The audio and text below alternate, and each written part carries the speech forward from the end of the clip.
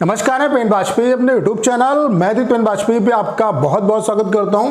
ये video SSC CGL 2024 वाले जो एस्पिरेंट हैं उनके लिए बहुत ज़्यादा हेल्पफुल होने वाला है। इस वीडियो में हम बात करने वाले हैं स्टूडेंट के दिमाग में सबसे बड़ा क्वेश्चन जो है वो इस बात को लेके है, चूंकि इलेक्शन जो लोकसभा के इलेक्शन है वो आपके अनाउंस हो चुके हैं, तो क्या इसका इम्पैक्ट आपके एग्जाम और नोटिफिकेशन पे पड़ेगा?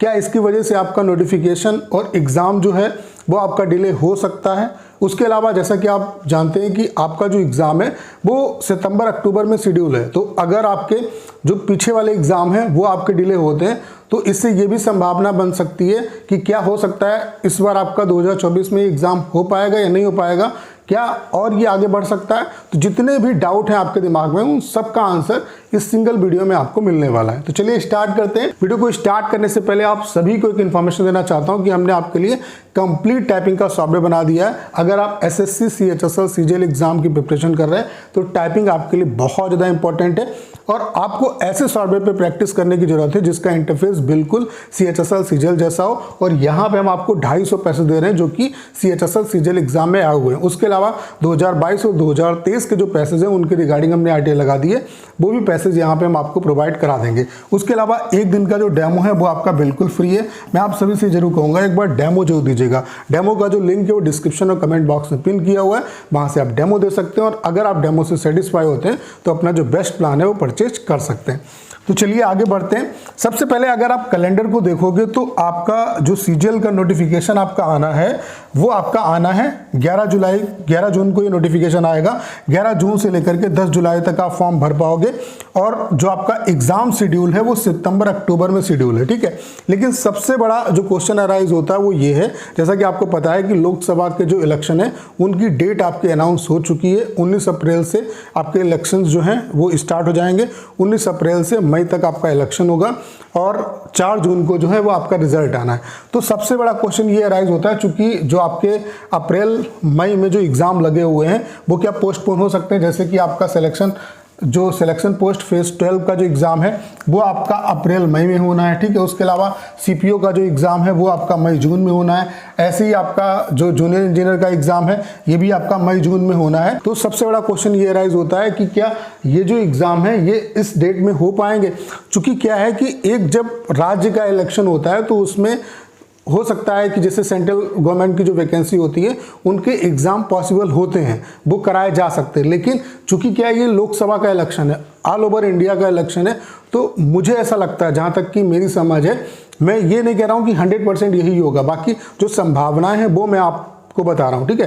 तो ये लोकसभा का इलेक्शन है और ऑल ओवर इंडिया के जो बच्चे हैं वो यहाँ पे एग्जाम देते हैं, तो कहीं ना कहीं अगर ये एग्जाम होंगे तो इनसे इलेक्शन जो है वो अफेक्ट होगा, डेफिनेटली आपका अफेक्ट होगा।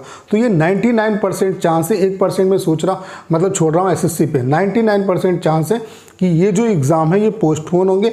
ये इलेक्शंस के बाद ही ये एग्ज़ाम कराए जाएंगे, क्योंकि आप देख सकते हैं अप्रैल मई में ये एग्ज़ाम है आपका, ये फेज 12 का एग्ज़ाम, उसके अलावा आपका जूनियर इंजीनियर का एग्ज़ाम, उसके अलावा सीपीओ का एग्ज़ाम।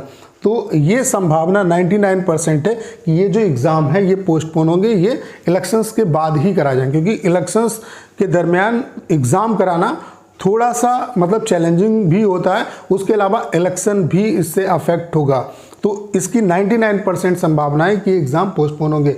बाकी जो भी एस्पिरेंट जो सिलेक्शन फेज 12 की प्रिपरेशन कर रहे हैं, उसके अलावा जो अभी जूनियर इंजीनियर का नोटिफिकेशन नहीं आया, हो सकता है कि जो नई वेबसाइट है उसमें थोड़ी सी प्रॉब्लम आ रही है, उस वजह से इसका नोटिफिकेशन डिले हो रहा है। तो जो बच्चे सिलेक्शन फेज 12 वाले हैं उनसे मैं ये कहना चाहता हूँ, आप अपनी डेट यही मान के प्रिपरेशन करो। बाकी अगर डेट आपकी पोस्टपोन होती है तो आपके लिए सो फार सो गुड, वो आपके लिए अच्छा ही रहेगा, ठीक है, जितना आपको टाइम मिल जाए। बाकी आप ये मान के प्रिपरेशन करो कि आपका जो एग्ज़ाम है वो अप्रैल मई में ही होगा। लेकिन जो संभावनाएं हैं उनके बेसिस पे मैं बात कर रहा हूँ कि जो एग्ज़ाम है आपका वो थोड़ा सा जरूर आगे बढ़ेगा, क्योंकि इससे इलेक्शन आपका अफेक्ट होगा। अब यहाँ पे सबसे बड़ा इशू ये अराइज होता है कि चूंकि सीजीएल का जो एग्ज़ाम है वो सितंबर अक्टूबर में शेड्यूल है, अगर ये वाले जो एग्ज़ाम है ये पोस्टपोन होते हैं तो फिर क्या है कि जून के बाद ही एग्ज़ाम हो पाएंगे। तो ये जो इनका नोटिफिकेशन पहले आएगा वो एग्ज़ाम पहले कराए जाएंगे। तो क्या इससे जो है वो आपका सीजीएल का जो एग्ज़ाम है इसकी जो डेट है वो भी आपकी पोस्टपोन हो सकती है कि आगे बढ़ सकती है। तो दोनों संभावनाएं हो सकती। अगर ऐसा होता है, ये एग्ज़ाम कराने पड़ते हैं एसएससी को, तो हो सकता है ये अभी सितंबर अक्टूबर में होना है एग्ज़ाम, तो हो सकता है नवंबर दिसंबर में हो, तो ये चीज़ें हो सकती हैं, ठीक है। बाकी नोटिफिकेशन जो है उसमें भी डिले देखने को मिल सकता है, तो नोटिफिकेशन में डिले नहीं होगा। जितने भी नोटिफिकेशन आने हैं, चूंकि नोटिफिकेशन में क्या है, ऑनलाइन नोटिफिकेशन निकलेगा, ऑनलाइन आपको फॉर्म जो है भरने हैं, तो उसमें फिजिकली आपका इन्वॉल्वमेंट नहीं है, तो नोटिफिकेशन में डिले आपको देखने को नहीं मिलेगा। और इसका जो नोटिफिकेशन है वो भी इलेक्शंस के बाद ही आपका आ रहा है। 11 जून को नोटिफिकेशन आएगा और 10 जुलाई तक आप फॉर्म भर पाओगे, तो नोटिफिकेशन जो है उसमें डिले नहीं देखने को मिलेगा। बाकी जो एग्ज़ाम है उसकी डेट हो सकता है कि थोड़ी बहुत आगे पीछे हो जाए, पीछे होने का चांस नहीं है, आगे ही होगी। बाकी मतलब सारी जो चीज़ें हैं वो एसएससी पे डिपेंड करती। मैं अपना जो ओवरव्यू है वो आपको दे रहा हूँ कि चीज़ें, चूँकि इलेक्शन जो है एक ओवरऑल इंडिया का इलेक्शन है, ठीक है, और ओवरऑल इंडिया के जो बच्चे हैं वो यहाँ पे फॉर्म अप्लाई करते हैं, ओवरऑल इंडिया में आपका एग्ज़ाम होता है, तो कहीं ना कहीं फिजिकली इन्वॉल्वमेंट होगा और इलेक्शंस भी हो रहे होंगे, तो उस दरमियान चीज़ें जो हैं वो बैलेंस कर पाना थोड़ा सा पॉसिबल नहीं होता है। बाकी सारी चीज़ें जो हैं वो डिपेंड करेंगी एसएससी पे।